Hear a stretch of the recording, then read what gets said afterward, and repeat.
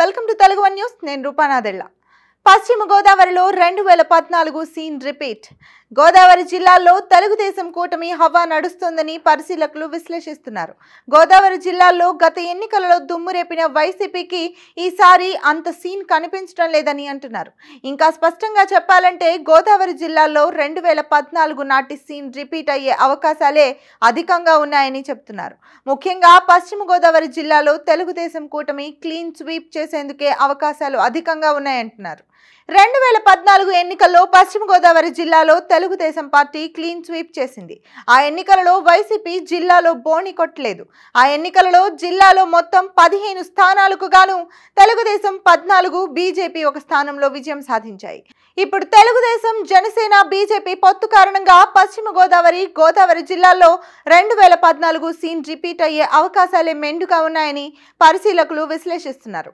ఇప్పటి వరకు వెలువడిన పలు సర్వేల ఫలితాలను తీసుకున్న తెలుగుదేశం అంతర్గత సర్వేల ఫలితాలను బట్టి చూసిన పశ్చిమ గోదావరి జిల్లాలో 14 నియోజకవర్గాలలో తెలుగుదేశం కూటమి విజయం ఖాయంగా కనిపిస్తోంది. అదే సమయంలో జిల్లా మొత్తంలో అటువంటి ఒక్కటంటే ఒక్క స్థానం కూడా వైసీపీకి లేదని పరిశీలకులు చెప్తున్నారు. వైసీపీ ఏదో ఒక మేరకు బలంగా ఉందని చెప్పడానికి జిల్లా మొత్తంలో పోలవరం నియోజకవర్గం మాత్రమే కనిపిస్తోందంటున్నారు. ఆచంట, నరసాపురం, పాలకొల్లు, తాడేపల్లిగూడెం, కొవ్వూరు, తణుకు, ఉండి, దెందులూరు, ఏలూరు స్థానాలలో తెలుగుదేశం కూటమి తిరుగులేని ఆధిక్యత కనపరుస్తోందని చెప్తున్నారు. ఈ 9 స్థానాల్లోనూ తెలుగుదేశం అభ్యర్థులు పోటీ చేస్తున్నారు.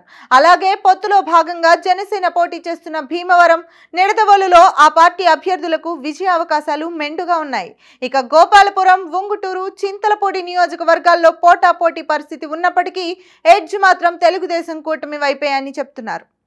జిల్లాలోని దాదాపు అన్ని నియోజకవర్గాలలో కూడా కాంగ్రెస్ గతంలో కంటే బాగా పుంజుకోవడంతో జిల్లాలో వైసీపీకి గెలుపు అవకాశాలు దాదాపు మృగ్యమని పరిశీలకులు అంచనా వేస్తున్నారు. అంటే పశ్చిమలో 2014 నాటి సీన్ రిపీట్ అయ్యేందుకు ఎక్కువ అవకాశాలు ఉన్నాయని చెప్తున్నారు.